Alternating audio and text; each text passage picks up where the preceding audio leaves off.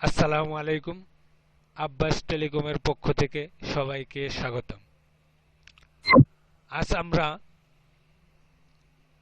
Photoshop নিয়ে আলোচনা করব, কিভাবে একটি ফটোর ব্যাকগ্রাউন্ড চেঞ্জ করা যায়।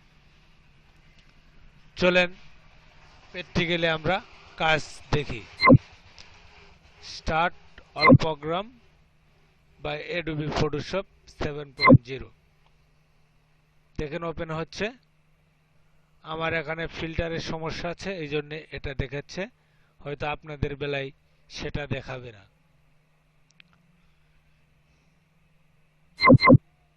যাই হোক, আমরা এখন একটা ইমেজ নেব। ইমেজ নিতে গেলে আমাদেরকে কি করতে হবে? ফাইল মেনুতে ওপেন, ফাইল মেনুতে যাওয়ার পরে ওপেনে যাব আমরা, কিংবা এই একই কাজ করা যাবে। এখানে শর্টকাট দিয়ে দিছে কন্ট্রোল ও। আমরা যদি কিবোর্ডে কন্ট্রোল ও প্রেস করি তাহলে আমার ওই অপশনটা এসে যাবে। আমরা এখন দেখব একটা ছবি নেব আর কি।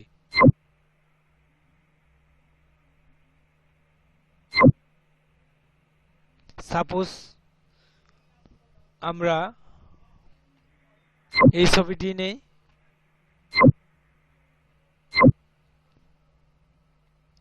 আমরা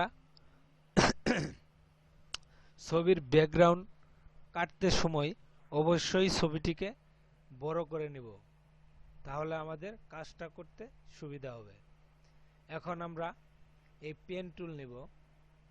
এটা আমরা যদি কিপ্যাডে শুধু পি প্রেস করি তাহলে আমাদের এই অপশনটা সিলেক্ট করা হয়ে যাবে। দেখেন, পি প্রেস করলাম, এটা সাপোর্ট হয়ে গেল।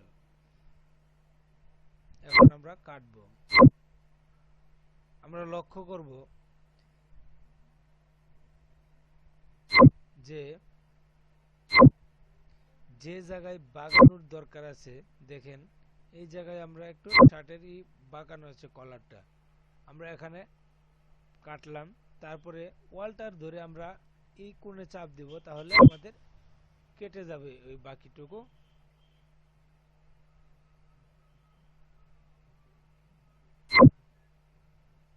লক্ষ্য করেন, আমরা এইভাবেই কাটবো।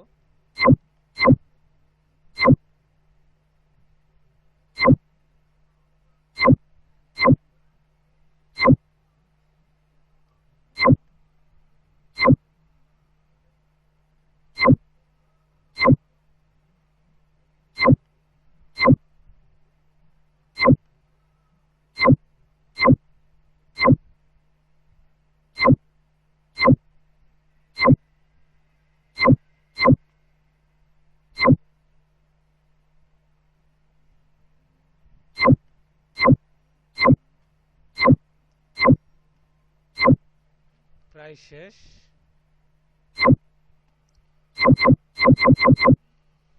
এখন আমরা কিপ্যাডে কন্ট্রোল এন্টার প্রেস করব। দেখতেছেন জিগজাগ করতেছে চতুর্পাশে। এখন আমরা যদি ব্যাক বাটন চাপি তাহলে আমাদের ব্যাকগ্রাউন্ড কালারটা, এই যে দেখতেছেন এই কালার হয়ে যাবে। আমরা এই কালারটা চেঞ্জ করে দিতে পারবো। এখানে আমাদের ইচ্ছা মতো কালার নিতে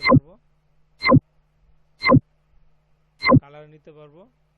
ঠিক আছে, আমরা এই কালারটাই নেব, ব্লু।